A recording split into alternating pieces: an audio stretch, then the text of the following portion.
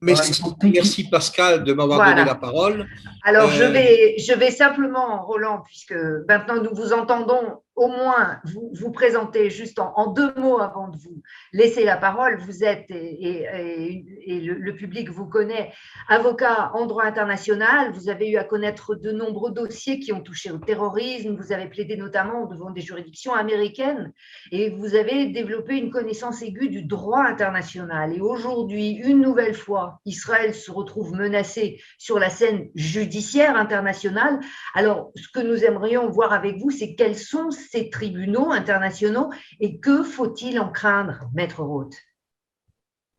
alors, il y a plusieurs catégories de tribunaux internationaux qui existent, dont la plupart sont à La Haye, mais pas obligatoirement.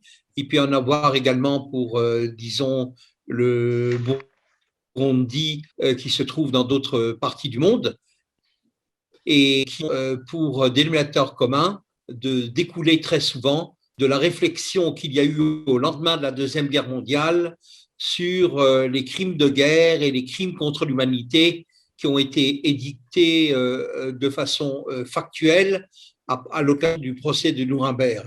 Il y a eu une réflexion de l'ONU à laquelle a participé dès 1950, après l'adoption des conventions internationales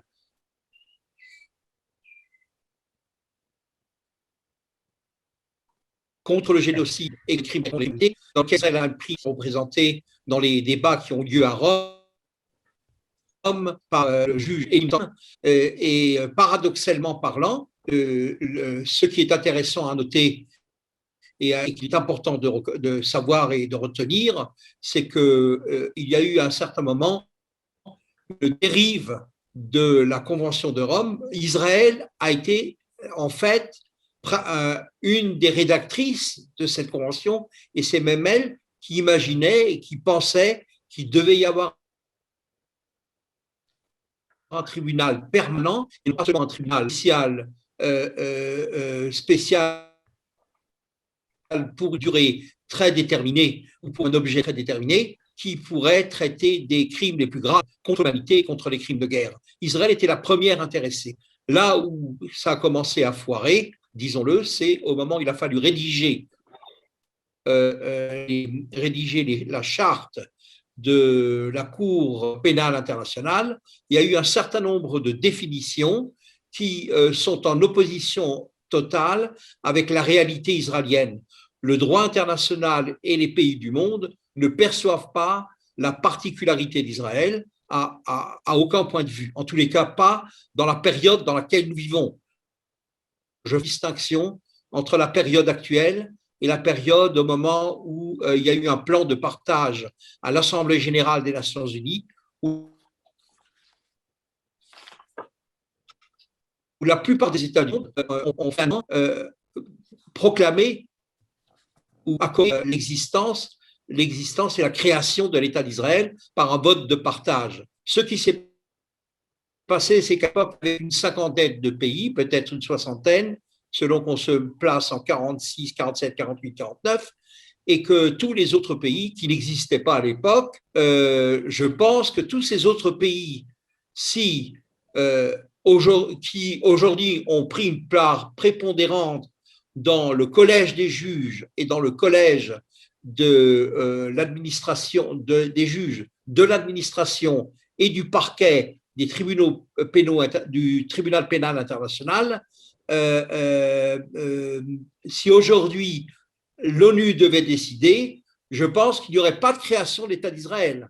C'est donc une situation qui permet rétrospectivement de comprendre qu'on a eu pas mal de chance de voir passer entre deux vagues, et maintenant nous sommes dans une vague où il y a une politisation globale. Il faut tellement intervenir dans la composition des tribunaux d'abord pénal international ou des tribunaux spéciaux, parce qu'Israël ne fait pas partie à l'ONU d'aucune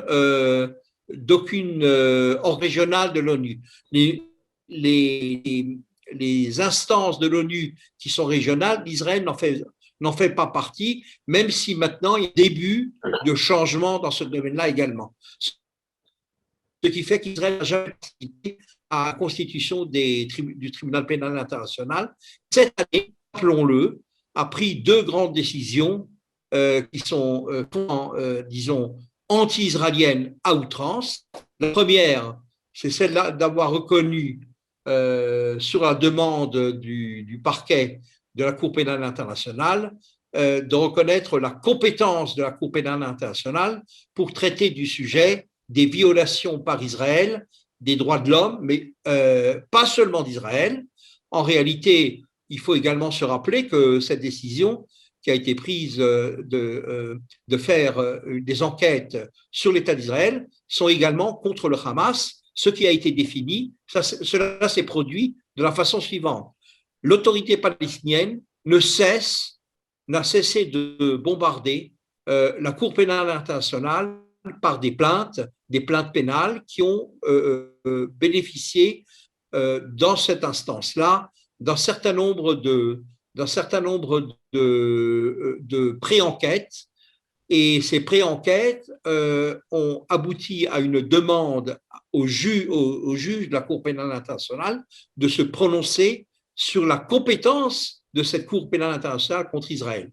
A priori, elle n'a aucune compétence, c'est-à-dire que lorsqu'on l'examine juridiquement, pour de nombreuses raisons qui ne méritent pas forcément d'être évoquées devant ce parterre, très honorable, mais qui n'a pas besoin de connaître forcément toutes les techniques, n'a pas finalement… c'était une décision qui était foncièrement de mauvaise foi politique et anti-israélienne. Donc, à partir de cette première décision, l'État d'Israël s'est mis un peu en état d'alerte parce qu'elle avait déjà l'expérience d'autres instances comme la Cour européenne, pas la Cour européenne des droits de l'homme, la Commission des droits de l'homme de l'UE a eu l'occasion à plusieurs reprises par le passé de vouloir mener des enquêtes, notamment contre Oferet Yetsuka de la guerre de 2014 entre Israël et Gaza. Et nous avons donc l'expérience qu'il y a une énorme politisation sur 57 membres de la commission, la commission des droits de l'homme de l'ONU à Genève, qui siège à Genève. Il faut signaler que dans ce cas-là, la majorité des pays ne sont pas membres. Il n'y a qu'une soixantaine de pays qui sont membres de cette commission de l'ONU, mais la majorité est une majorité automatique. Et cette majorité automatique a déjà développé et a, par le passé, une hostilité flagrante, des condamnations répétées contre Israël. Et récemment, très récemment, elle a poussé même son droit, à mon avis, en instaurant, par un vote récent qui date d'il y a moins d'un mois, d'instaurer carrément une commission permanente d'enquête sur les agissements d'Israël, et ceci à la suite des derniers événements de la dernière guerre que nous avons eue avec la bande de Gaza. Il est vrai qu'à l'ONU, pour organiser une commission permanente, le secrétariat général de l'ONU doit être impliqué pour des raisons, ne serait-ce que pour des raisons budgétaires. Il est impossible de donner une commission permanente, mais qui a été mise en place. La décision a été prise, elle est mise en place et elle a pour conséquence et retombées, certaines retombées assez graves. Toutes les retombées ne sont pas forcément très graves, mais certaines retombées le sont pour la raison suivante. Alors, si je parle de la commission des droits de l'homme de l'ONU à Genève, c'est parce qu'elle fonctionne en parallèle et avec les mêmes raisonnements que je ne qualifierais pas forcément d'antisémites, mais certainement de très antisionistes. Elle fonctionne à peu près de la même façon que ce qui se passe à la Cour pénale internationale. Je pense que le secrétaire général de l'ONU peut-être n'allouera pas les budgets qu'il faut pour faire fonctionner cette commission. Je voudrais mettre quand même un bémol qui me paraît important parce qu'en lisant la presse, Je n'ai pas, on se responsabilise, on se victimise, et Israël n'a pas forcément raison de se victimiser parce qu'il y a une évolution un peu favorable par rapport aux anciens débats de la Commission des droits de l'homme de l'ONU à Genève et de la Cour pénale internationale. Quelle est cette évolution? Deux évolutions. Premièrement, première évolution importante, c'est que dans la dernière résolution qui a été prise, aucun pays européen, à la Commission européenne des droits de l'homme, n'a voté contre Israël, ce qui n'était pas le cas auparavant.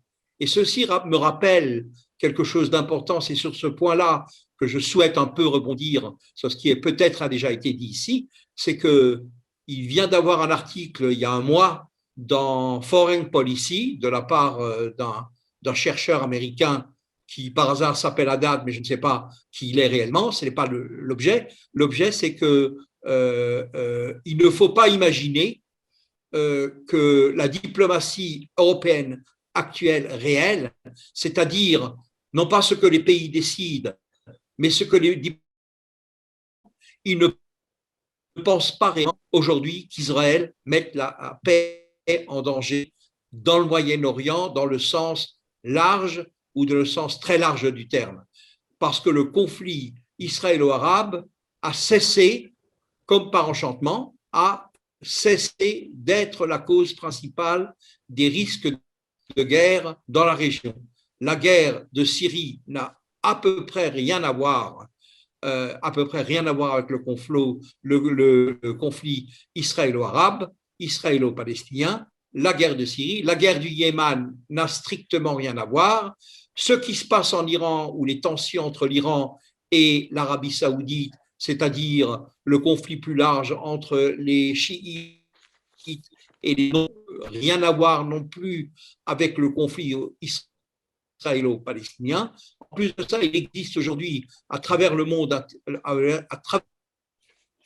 occidental, le lobby de facto n'est pas organisé, mais il y a un lobby de facto qui est le lobby des grandes entreprises qui se rendent compte qu'une collaboration avec les licornes et les startups israéliennes est extrêmement important pour eux et n'est pas moins important que de jouer à la compassion vis-à-vis du peuple palestinien ou des conflits entre Israël et les Palestiniens. Alors, cet article de Foreign Policy démontre quand même qu'il y a une évolution. Alors, la deuxième évolution, je dirais positive en notre faveur, il ne faut pas toujours tout noircir. La deuxième évolution positive, c'est que dans une première phase, il y a une dizaine d'années, jusqu'à il y a une dizaine d'années, en tout cas durant la guerre de 2014 à Oferet et Otsuka, c'était encore le cas, le danger réel de ces enquêtes de la Cour pénale internationale et de la Commission des droits de l'homme de l'ONU est d'essayer de mettre en cause à titre personnel, parce que les tribunaux pénaux internationaux ne s'adressent pas à des pays, mais ils visent des personnes. Ce n'est pas tout à fait la même chose. Donc, une série de personnes en Israël avait été arrêtée. Une série, elle était brève, mais elle aurait pu être très longue, puisqu'elle s'est arrêtée quand on s'en est rendu compte. Quand un ancien chef ou militaire israélien s'est retrouvé en Espagne, il a failli être arrêté. La même chose à Londres. Un vice-premier ministre israélien a été arrêté à Londres. À la suite de ça, quelle est l'évolution positive? C'est que le droit interne des pays européens a intégré la notion qu'il ne faut pas arrêter automatiquement une personne qu'elle a pu avoir un mandat d'arrêt à la Cour pénale internationale, se fondant sur une idée juridique qui existe à la Cour pénale internationale et qui est oubliée, c'est-à-dire que c'est seulement à titre subsidiaire que la Cour pénale internationale pourrait intervenir contre quelqu'un d'Israël. Elle doit proposer à Israël, elle doit proposer au Hamas aussi, puisque le Hamas est aussi mis en cause en parallèle. bien que ça, on ne le sache pas ou on l'oublie, lui donne la possibilité de nous-mêmes poursuivre s'il y avait eu des crimes de guerre. Je pense que les crimes de guerre systématiques n'ont pas existé. Il n'y a pas eu de crimes de guerre, il y a eu des bavures, il y a eu des grosses bavures, il y a eu des erreurs, il y a eu des erreurs tactiques, mais elles ne sont pas moindres que celles qui peuvent exister sur tout théâtre de conflit actuel durant, disons, les 15 dernières années, que ce soit en Irak, en Afghanistan ou dans d'autres pays où il y a pu y avoir des interventions internationales avec des grosses bavures. Je crois que même l'OTAN a eu l'occasion de bombarder la Serbie à un moment ou à l'autre. C'était à peu près en 1999, autour de l'année 2000. Il y a eu également des bavures. L'OTAN elle-même a fait des bavures. Donc, il y a une évolution. Aujourd'hui, presque tous les pays européens, à mon sens, mais je ne peux pas le garantir que ce soit systématique, c'est déjà pour la plupart des pays européens, ont décidé d'aviser Israël à l'avance s'il devait émettre un mandat d'arrêt contre une personnalité israélienne ou un chef militaire politique. Donc, ne noircissons pas le tableau, il y a une évolution, Israël sait rebondir, Israël commence à faire partie également à certaines commissions sur la nomination des juges et du procureur qui prend ses fonctions. Le nouveau procureur on a des petits général national la connexion de Maître Rose. Être découvert elle-même des crimes contre l'humanité dans son pays, ce qui est appelé ça a l'air bloqué. Allô? Je n'entends pas. Allô? Oui, on a un décalage, Roland Roth, avec apparemment le débit de votre connexion qui est problématique. Il y a quelques petites interruptions. Ben, je vais vous laisser conclure en espérant effectivement que la liaison soit suffisante. Je vous repasse la parole pour votre conclusion, Roland. Je voudrais simplement conclure en une chose, c'est que les cours pénales internationales spéciales qui avaient été mises en place par de sécurité des Nations Unies, notamment concernant la Yougoslavie et concernant les pays africains, ont émis une jurisprudence contre le génocide, y compris la Cour pénale